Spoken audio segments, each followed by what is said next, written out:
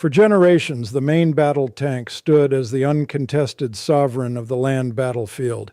It was the steel embodiment of national power, a machine that decided wars, carved borders, and announced the dominance of entire military doctrines. Commanders across the 20th century built their strategies around it. Entire economies were reorganized to produce it. And for decades, the debate over which nation possessed the world's greatest tank remained confined to war game simulations, classified intelligence reports, and the careful speculation of defense analysts. Then on February 24, 2022, the world stopped speculating. Russia launched its full-scale invasion of Ukraine, and for the first time since the Cold War, the world's most advanced armored systems were thrown into a live, sustained, industrialized conflict, one that would last not weeks or months, but years. What that war revealed was not merely tactical, it was a verdict. When Russian armored columns poured across the Ukrainian border, the force leading that assault was built around the T-72 and its descendants, Soviet-era machines that had formed the backbone of Russian ground power for half a century. Russia had modernized those platforms aggressively. The T-90M Proryev, Moscow's most advanced production tank, was hailed by Vladimir Putin himself as the finest main battle tank on Earth. Uralvagonzavod, the massive state-owned factory in Nizhny Tagil, had been producing the T-90M on an accelerated schedule, and Russian defense publications celebrated its reactive armor, its Shtora-1 electro-optical countermeasures, and its 125mm smoothbore cannon as the definitive package of 21st century lethality. The Kremlin had staked its military credibility, and arguably its geopolitical prestige, on that claim. Ukraine would become the testing ground. Within weeks of the invasion's opening phase, something went catastrophically wrong for Russian armor. Footage emerged, grainy at first, then in high definition, then in real time, of Russian tanks burning across the steppes of northeastern Ukraine, in the suburbs of Kyiv, along the frozen roads of Chernihiv Oblast. The images were shocking, not only for their frequency, but for their character. Russian T-72s and T-90s were not simply being disabled, they were being catastrophically destroyed. Turrets launched dozens of meters into the air by internal ammunition explosions, a phenomenon now grimly nicknamed the Jack-in-the-Box effect. The design flaw responsible was not new. Unlike Western tanks, which separate the crew compartment from the ammunition storage with armored bulkheads, Russian tanks store their main gun rounds in a carousel-style autoloader positioned directly beneath the crew. When penetrated, the results are often total. The open-source intelligence platform Oryx, which tracks visually confirmed battlefield losses, would eventually document the destruction, damage, capture, or abandonment of over 211 T-90 variants in Ukraine, including more than 100 T-90M Proryev models, a staggering figure given that Russia reportedly began the war with fewer than 70 of its most advanced variant in operational service. But the story of tank warfare in Ukraine is not simply a Russian catastrophe. It is far more complex and far more instructive. By early 2023, Western governments, responding to mounting Ukrainian pressure and shifting geopolitical calculations, began transferring their own main battle tanks to Kyiv. What followed was the most consequential transfer of advanced Western armor since World War II. Germany sent Leopard 2 variants, initially the 2A4 and 2A6, the tank long considered the gold standard of European armor. The United Kingdom dispatched 14 Challenger 2s, a tank that had never been destroyed in combat during operations in Iraq. And the United States, after months of hesitation and diplomatic maneuvering, committed to sending 31 M1A1 Abrams tanks, with an additional 49 Australian-sourced M1A1s pledged and eventually delivered through 2025. The world watched. These machines had been developed over decades, refined through billions of dollars of research, and tested across training ranges in Germany, the Nevada desert, and the Australian outback. Now they would face something none of their designers had fully anticipated, the first truly drone-saturated conventional war in history. The summer 2023 Ukrainian counteroffensive was meant to be the moment of reckoning, the coordinated combined arms push that would demonstrate NATO doctrine in action, shattering Russian defensive lines with Western armor at its spearhead. It failed, not because the tanks were inferior machines, but because the conditions in which they operated had fundamentally changed the calculus of armored warfare.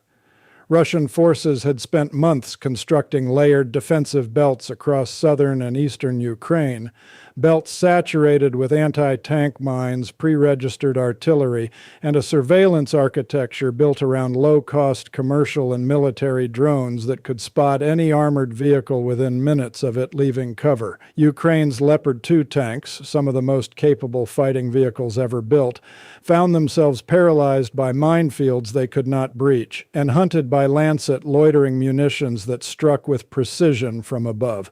Germany's own defense ministry produced a confidential assessment, later reported by the Daily Telegraph, that concluded the Leopard 2 had disappointed Ukrainian crews, used as little more than moderately mobile artillery platforms rather than the offensive breakthrough weapons they were designed to be. German tank crews, it was noted, typically require 3 years of intensive training to operate the Leopard 2 at peak proficiency. Ukrainian forces had received weeks. The M1 Abrams entered the battlefield in February 2024, deployed to help defend the besieged city of Avdiivka. Its debut was inauspicious. Within days of its first confirmed combat appearance, the first Abrams was destroyed, struck by a combination of FPV drone swarms and Kornet anti-tank guided missiles. Over the following months, additional Abrams tanks were knocked out, and by early April 2024, U.S. officials confirmed that all Abrams had been withdrawn from frontline duty. The stated reason was their vulnerability to Russian FPV drones, inexpensive first-person view quadcopters capable of being flown by a single operator directly into the engine compartment or crew hatch of a 68-ton machine costing millions of dollars. By mid-2025, open-source analysts assessed that 27 of the original 31 American-supplied M1A1 tanks had been destroyed or captured, an 87% loss rate that stunned the defense community. Australia's subsequently delivered batch arrived to an army whose armored formations were stretched to the breaking point, with Ukrainian armored warfare specialists noting that only 1/3, and sometimes as few as 1/5, of their tank fleet was combat ready at any given moment. Yet the picture demands careful disaggregation. Losses alone do not constitute a verdict on platform quality. No tank, not the Abrams, not the Leopard, not the T-90, was designed to operate without air cover, without electronic warfare support, without proper combined arms integration, and against an adversary who had saturated the battlefield with tens of thousands of expendable surveillance and attack drones. The Leopard 2 and the Abrams both suffered losses that must be understood within that context. Ukrainian crews who operated both Soviet and Western systems consistently described Western tanks as qualitatively superior in crew protection, fire control, and survivability against direct fire.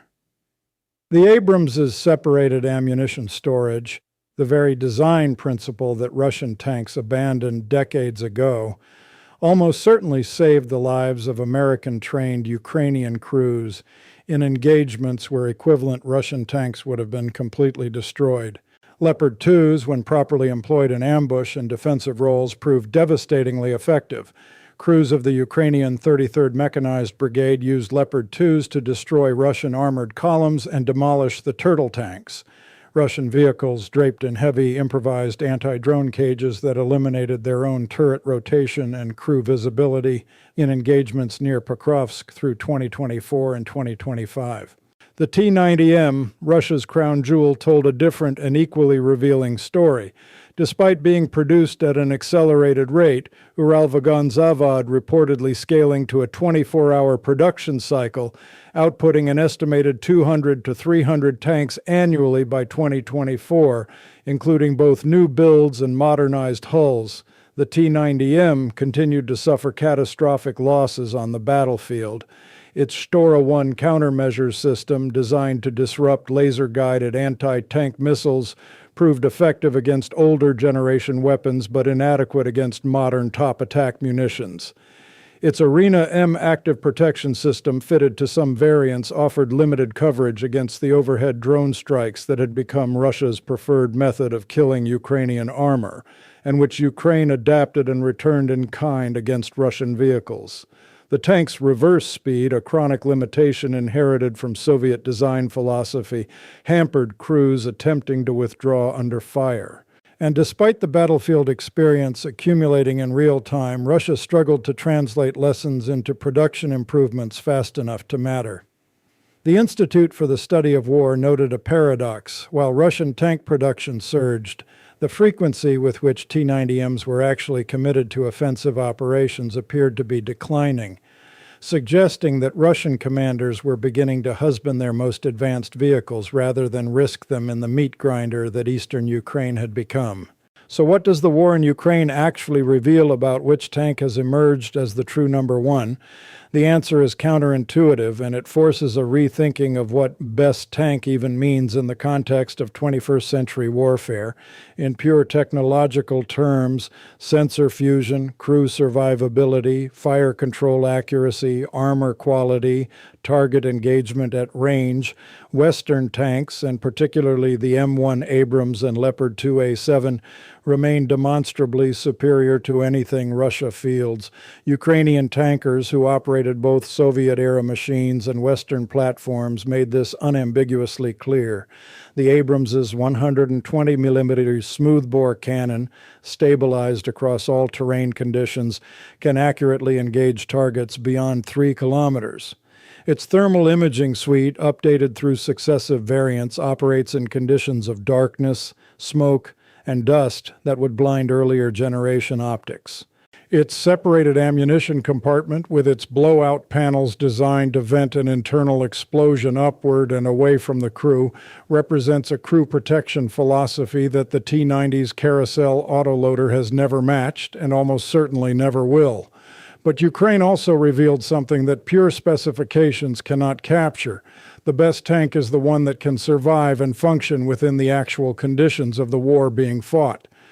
In a battlefield dominated by $500 FPV drones capable of killing a $10 million tank, the margin of superiority conferred by advanced armor packages and digital fire control is meaningfully reduced.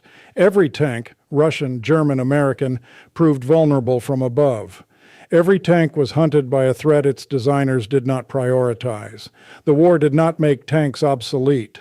Losses on both sides confirmed they remain essential for holding and taking ground, but it fundamentally changed the conditions under which tank superiority is expressed. The Leopard 2A7V, the most advanced current production variant of Germany's flagship platform, arrives on the battlefield with integrated trophy active protection systems, enhanced digital architecture, and lessons baked in from 3 years of combat observation. The next generation M1E3 Abrams, still in development, will incorporate these lessons at the foundational level. Russia's T-14 Armata, the platform Moscow intended as its generational leap forward, has never been meaningfully deployed in Ukraine, leaving open serious questions about its actual operational readiness. The verdict the war in Ukraine has rendered is not a simple trophy awarded to a single nation's flag. It is a more demanding and consequential judgment. In crew protection, in fire control, in the survivability of the people inside the machine, Western design philosophy, and the Abrams in particular, has vindicated itself at the cost of lives and steel across the plains of Donbass. The T-90M's catastrophic loss rate, its recurring carousel explosions, its vulnerability to weapons that NATO analysts had warned about for years, confirms that Russia's claims of parity were always more propaganda than engineering. But the war also confirmed that armor superiority in isolation is no longer decisive. The tank that wins the next war will be the one integrated into a system, connected to air defense, electronic warfare, counter-drone architecture, and a logistics chain capable of sustaining operations across years, not months. By that measure, The alliance of nations supporting Ukraine has learned more from this war than any adversary. And the tanks now being built, modified, and fielded in the shadow of that learning represent a generation of armor that the world has not yet fully seen, but will.